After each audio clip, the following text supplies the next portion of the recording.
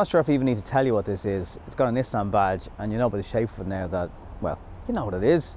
The thing is though, when this car launched in 2007, there wasn't a competition there is today. There was no Volkswagen T-Roc or Tiguan. There was no Peugeot 3008. There was no Karoq from Skoda. And there was no Hyundai Tucson. So is the Qashqai still king? Let's find out in this video. So the Qashqai, as we know it, has been around for quite a long time. It was the original crossover of this generation. Anyway, there are some arguments online to suggest that there was something else before, but let's agree to give it to the Qashqai. Now, having said all that, one area I'd love to see a bit more evolution in is the display. So where a lot of the competition now will have a tablet of some sort here, and just more space for other controls and things in this area.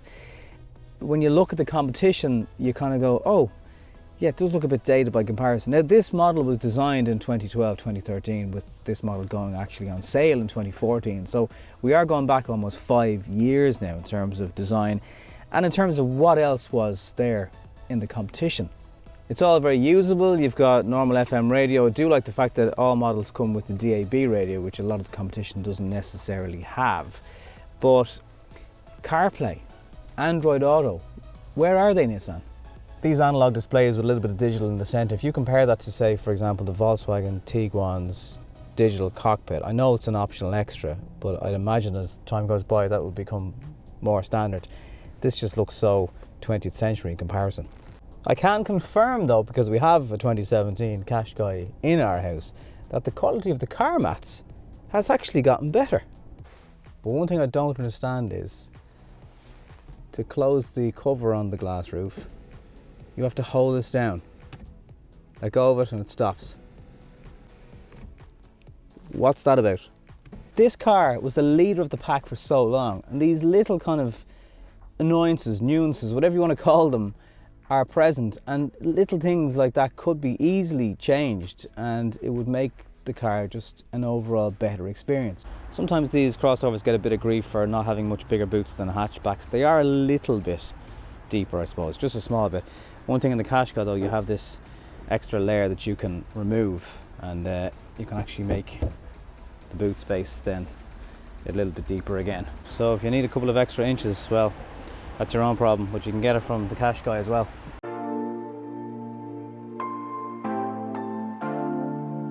And you know what, as much as I mention all those things that on paper you might think, okay, what's the story with some of the other cars having slightly different kit or maybe slightly more stuff as standard? The Nissan Qashqai, up till the end of November in Ireland in 2018, there were about 24 car sales in the difference between the Hyundai Tucson and the Nissan Qashqai. And yes, you've guessed it, the Tucson was the one that was 24 cars ahead. It was give or take 4,000 of each cars sold in Ireland in 2018. That's a lot of crossovers. So yeah, I would love stuff like blind spot to be standard, lower in the range of Qashqai. And I'd love Apple CarPlay and Android to be just there on the screen in front of me, and it's not. And those kind of things do make me sad. But then, does your average crossover buyer actually care? This is the car that people want. If you've got 2 kids, even if you've got 3 kids, this car will serve your purpose. Yes, the boot's a little bit smaller. If the Qashqai in your house is going to be a second car, it's absolutely perfect for that. And so is the Hyundai Tucson, by the way, but just this car has been around longer, so maybe people just think of these more. So this 1.5 diesel engine, what's it like, I hear you ask? It's only out since September. So if you're buying a diesel in 2019 in the Qashqai, chances are you could be sitting in one of these. The 115 brake horsepower never feels sluggish, to be honest with you. It's grand for its purpose. It's made it to a 6-speed gearbox. The thing to bear in mind is there is a 1.2 petrol turbo that isn't really down on power, and that's the one I have in my house, and I've been driving it for nearly 2 years now. So unless you really are doing the distance, I would look at the 1.2 petrol, because it's going to be cheaper to buy and arguably the same to run. But there is still something abundantly clear that this brand and this model in Ireland is the one to go for. And if you can get it a little bit cheaper than some of the competition, I think that's going to be all that matters to people. It would be remiss of me to say there's nothing else out there that can compete with the Qashqai. There is, but they're not Qashqais. Maybe that's what it is. I can't knock the interior, it's just not that fancy. I can't knock the entertainment system, it's just not that fancy. The seats aren't that fancy to look at, it's not that fancy. But does it do everything that a Qashqai owner wants it to do? Yes. Now, in the 1.5 new diesel engine that I'm driving, Nissan claim they have changed nearly 90% of that engine, so it's not just a tweak here or there.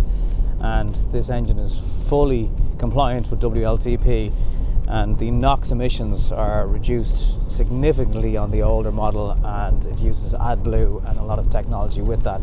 So I suppose the best way to sum up the Nissan Qashqai is, if you want a really reliable, solid brand that you're going to be able to trade in and still be worth a few quid in a few years, but you're happy enough to not have LED rear lights and indicators, that's kind of where the Qashqai is. Solid, dependable, but doesn't have as many techie gadgets as some of the newer stuff. If that's a thing for you or isn't a thing for you, then that's going to help make your mind up whether the Qashqai is for you or not.